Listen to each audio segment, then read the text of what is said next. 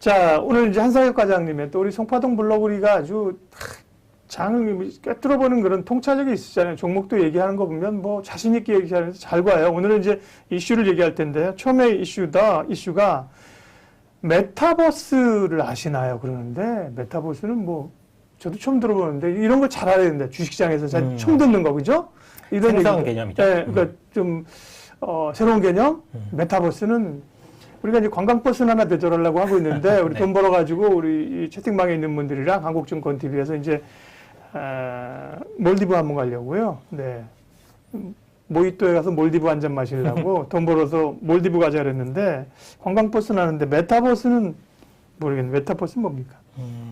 이게 좀 처음 들어보신 분들도 계실 거고, 네. 몇 번 이게 들어보셨을 분들도 계셨을 텐데, 이게 다소 생소한, 어떻게 보면 이제 생소한 개념인 메타버스라는 개념은 단어는 뭐냐면, 이게 가상, 초월, 이런 뜻을 가지고 있는 메타라는 단어하고, 세계, 우주라는 그 단어의 뜻을 갖는 유니버스가 합쳐진 단어거든요. 아, 유니버스의 버스랑 메타버스군요. 네, 그렇기 때문에 메타와 유니버스가 합쳐진, 그래서 메타버스. BUS 버스가 아니네. 메타버스네. 그죠? 네. 개념인데, 제가 이렇게 말에서 나왔듯이, 3차원 가상세계를 뜻합니다. 이게. 네, 가상세계를 뜻하고, 이게 지금 현실과 비현실 모두를 공존할 수 있는 뭐, 생활에서도 또는 게임에서도 이 가상세계라는 의미로 이제 폭넓게 이제 사용이 되고 있거든요. 네. 우리가 이제 영화 킹스맨 기억나세요? 킹스맨 보셨어요? 네, 킹스맨 보면 그 킹스맨 그 요원들이 회의를 하잖아요. 회의를 하는데 안경 하나만 딱 쓰면 원탁에 둘러 앉아가지고 그 홀로그램을 해가지고 다 모여가지고 저 멀리 있어도 장소에 구애받지 않고 이렇게 회의를 하잖아요. 네. 이런 것들이 이제 하나의 메타버스의 기술이라고 보시면 될 것 같죠? 하나의 이제 가상 현실에서 회의도 하고 이런 부분들.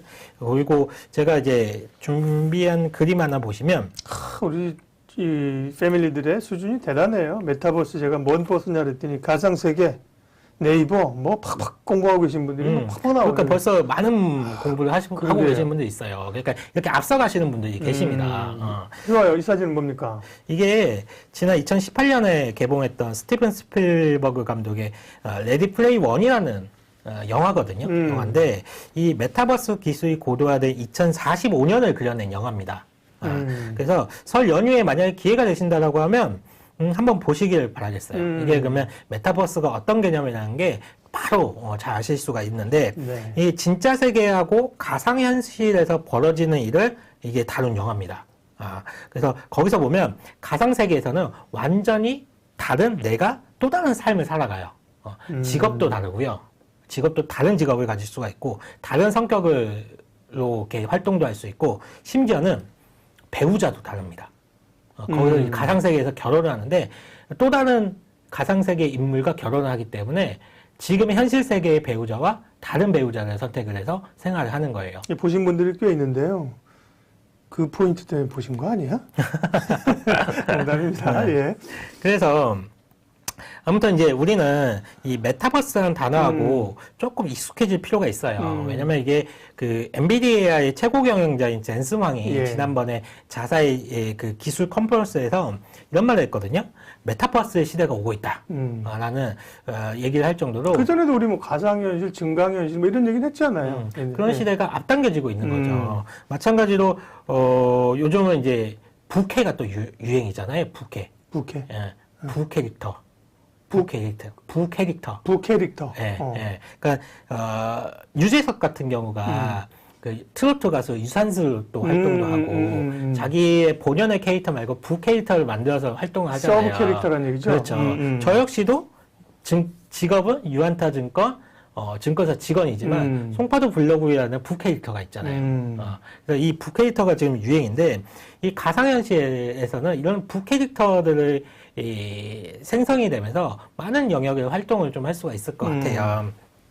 그리고 이 메타버스가 응용할 수 있는 분야가 정말 무궁무진합니다. 무궁무진한데 당장 이제 우리가 활용할 수 있는 게 부동산에서 바로 활용이 가능한데 매물을 볼 수 있다. 그렇죠. 매물을 가상현실에서 내가 찾는 매물을 가상현실에서 고를 수가 있는 거죠.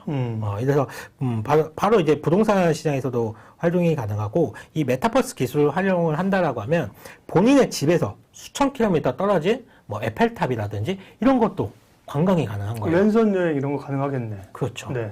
그렇기 때문에 이 메타버스 기술이 사실 코로나가 낳은 기술의 혁명이라고 좀 할 수가 있습니다. 이 비대면이 우리 사회에서 중요 요소로 이제 부각이 되다 보니까 이런 가상현실과 같은 기술이 발전할 수 있는 도화선이 만들어지는 거죠. 그러면서 지금 글로벌 IT 회사들이 이 메타버스, 즉 가상현실과 관련된 기술 개발이 상당히 활발히 진행이 네. 되고 있습니다. 그래서 아까 대표적인 게 엔비디아 말씀을 드렸지만 소프트웨어는 뭐 유니티라는 회사도 주목을 좀 받고 있고 미국 회사? 예. 네. 그리고 메타버스의 선두주자로 이제 IPO를 앞둔 회사가 있어요, 미국에서. 네. 그 게임 플랫폼 회사인 로블록스라는 회사인데 네. 이 회사의 기업 가치가 지금 80억 달러라고 추산을 하고 있습니다. 이 80억 달러면 어느 정도냐면 우리나라 돈은 9조 원 정도예요. IPO가 그 기업 가치가.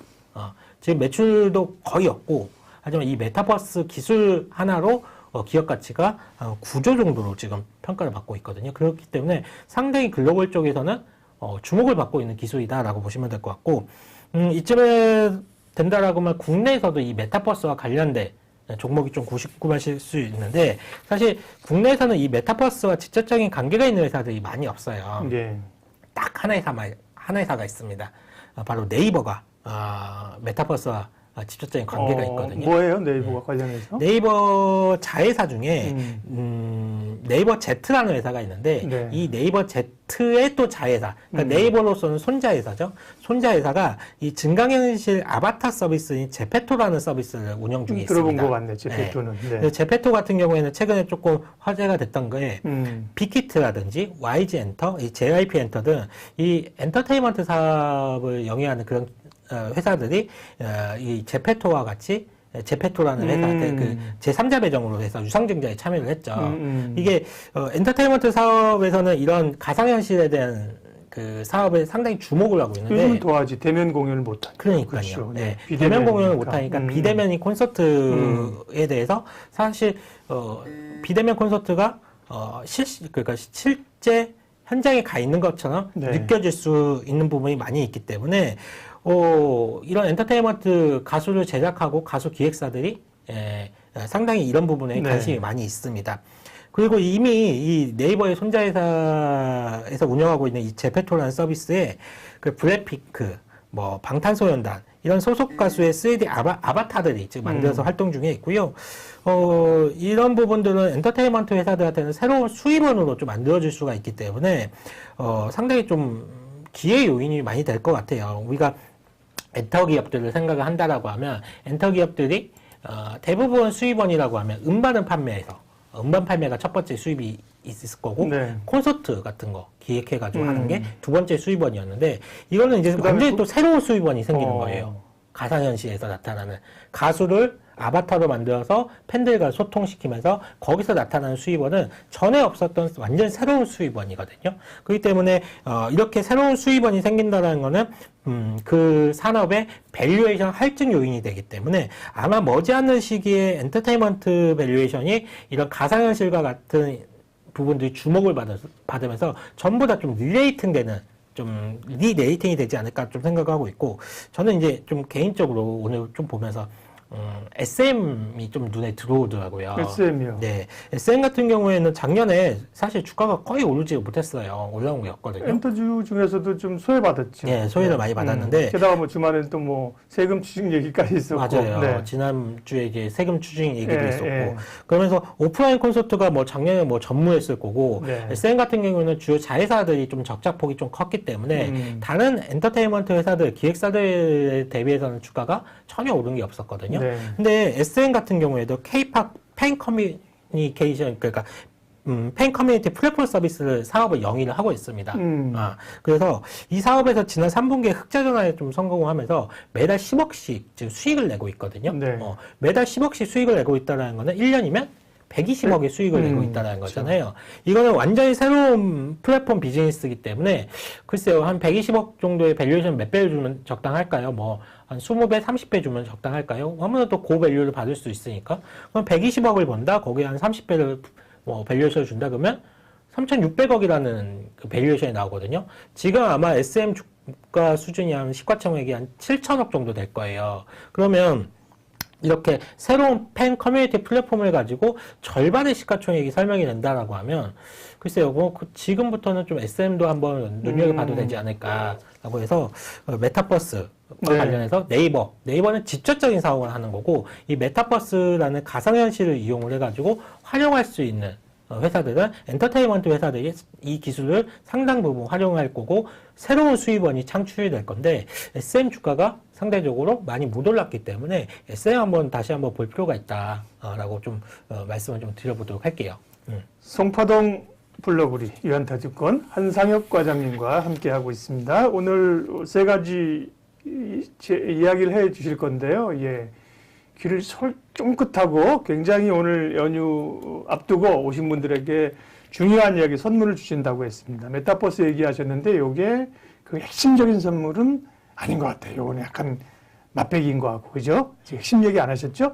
제가 핵심 얘기는 뒤에서 하고. 뒤에서 이제 마지막에 네. 해야 되니까. 엄청 네. 중요한 얘기를 좀 준비해 왔어요. 이거는 사실 맛보기고요. 어디 가서 못 듣는, 예. 네. 그 얘기 준비해 왔습니다. 에피타이저죠. 에피타이저로. 근데 앞으로 메타버스 얘기를 계속 들으실 거예요. 근데 오늘 이렇게 유튜브에서 들으셨잖아요. 네. 그러면 이제 어디서 뭐 메타버스 얘기가 들어오면 네. 개념을 이미 파악하고 있으니까 그쵸, 네. 바로 메타버스 하면 네이버. 그리고 엔터테인먼트 회사들이 쭉쭉쭉 머릿속에 생각이 나실 거예요. 그러면 메타버스 관련된 뭐 종목들이 막 올라간다, 뭐 이쪽이 주목을 받고 있다는 얘기 들으면 바로 네이버 사시면 되는 거예요. 그거 아니더라도 네이버는 사실 뭐 이슈도 많은데 그런 얘기가 또 튀어나오게 되면 그렇죠. 혹은 뭐 어떤 회사를 글로벌한 입체를 메타버스 관련된 회사를 뭐 협업한다, 인수한다 이러면 그렇죠. 이게 뭐지? 딱 아는 사람은 바로 아는 거죠. 아는 거죠. 그러니까 한번 들어서 나중에 이벤트가 생겼을 때 이걸 이해하는 거와 그때 이벤트가 막상 발생해가지고 그때 공부하기 늦죠. 시작해가지고 뭔가 하려고 하면 이미 늦었죠. 주가는 이미 다 올라가 버렸을 테니까. 그래서 오늘 뭐 메타버스 얘기를 처음 들으신 네. 분들도 한번 이런 개념이 있구나. 지금 앞으로 뭐 그런 기술이 있구나라고 한번 잘 곰곰이 한번 생각을 해보셨으면 좋겠어요. 네, 메타버스입니다. 한국말은 어려워. 메타버스 이렇게 쓸 수밖에 없거든요. 한국말은. BUS 버스는 아니고 유니버스의 버스니까 예, 메타버스 좋습니다.